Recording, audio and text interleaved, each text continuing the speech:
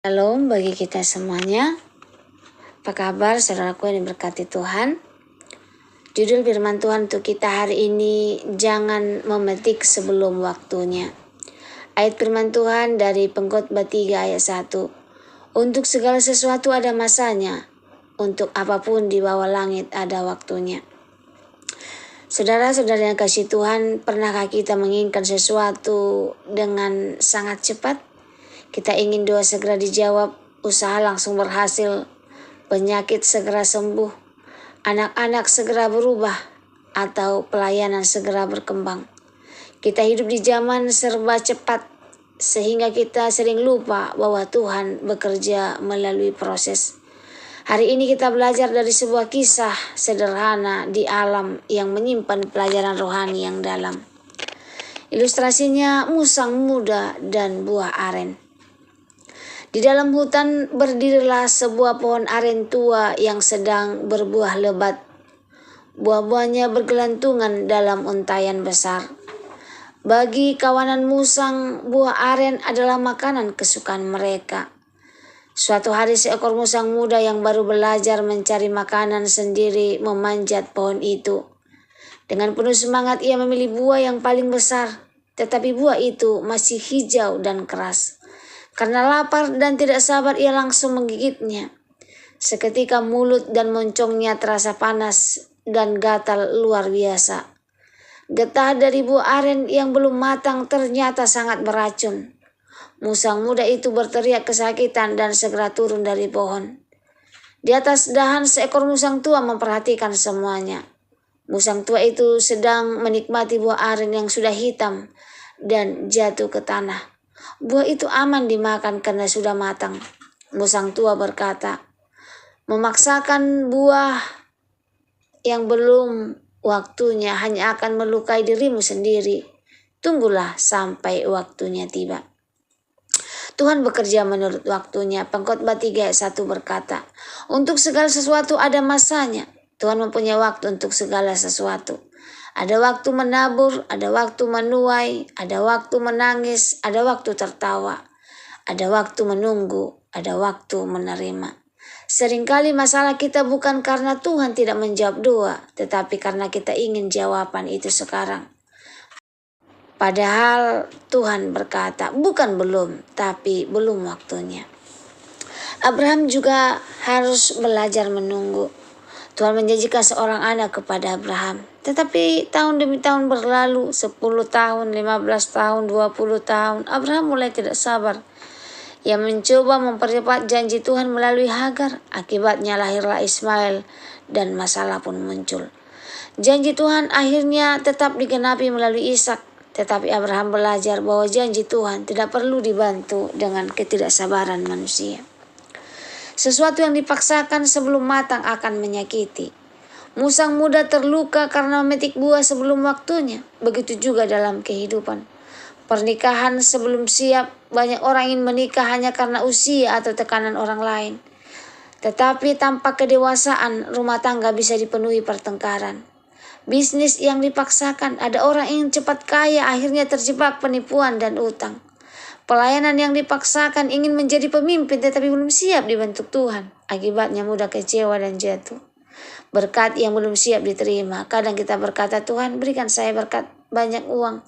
Tetapi Tuhan tahu karakter kita belum siap. Karena jika kita berkat datang terlalu cepat, justru berkat itu bisa menghancurkan kita.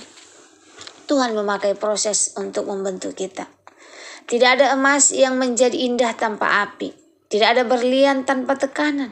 Tidak ada pohon besar tanpa bertahun-tahun bertumbuh. Demikian juga kehidupan rohani kita. Daud tidak langsung menjadi raja. Ia lebih dahulu menjadi gembala, kemudian dikejar Saul, bersembunyi di gua, mengalami penderitaan. Semuanya itu adalah sekolah Tuhan. Karena Tuhan lebih tertarik membentuk karakter daripada memberi kedudukan. Selanjutnya Yusuf menunggu 13 tahun. Yusuf menerima mimpi dari Tuhan, tetapi setelah itu justru ia dijual saudara-saudaranya. Ia menjadi budak, difitnah, masuk penjara. Mungkin Yusuf bertanya, Tuhan, kapan janjimu digenapi? Tetapi pada waktu Tuhan yang tepat, Yusuf menjadi penguasa Mesir. Kalau Yusuf menjadi penguasa saat berusia 17 tahun, mungkin ia belum cukup matang. Prosesnya membuat dia siap. Untuk itu jangan membandingkan waktu kita dengan orang lain. Musang muda melihat buah besar lalu ingin segera memakannya.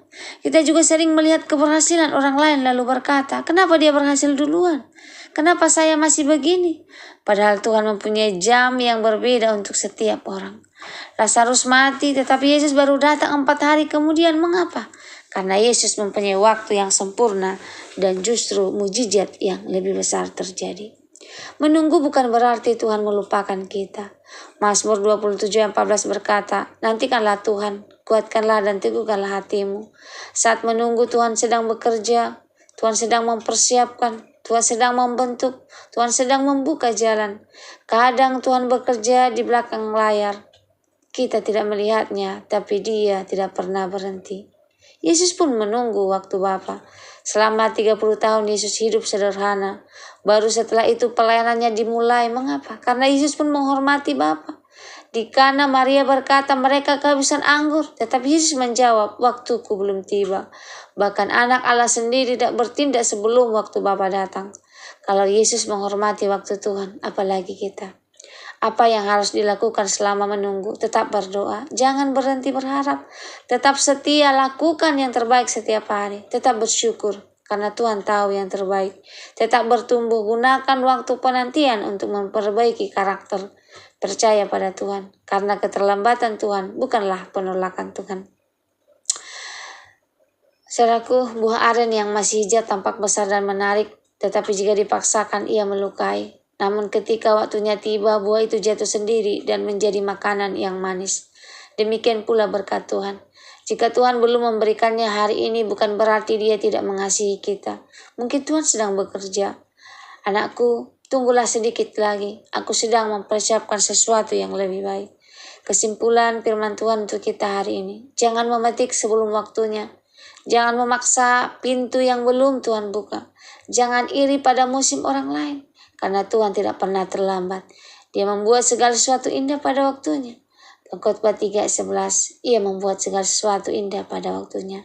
Mungkin hari ini saudara sedang menunggu kesembuhan, pekerjaan, pasangan hidup, jawaban doa, pemulihan keluarga, atau berkat ekonomi. Jangan menyerah. Jangan memetik buah yang masih hijau. Percayalah kepada Tuhan. Karena ketika waktunya tiba, apa yang Tuhan berikan tidak akan pernah melukai kita, melainkan menjadi berkat yang indah. Semoga firman Tuhan hari ini menjadi berkat bagi kita. Terima kasih. Tuhan Yesus memberkati. Shalom.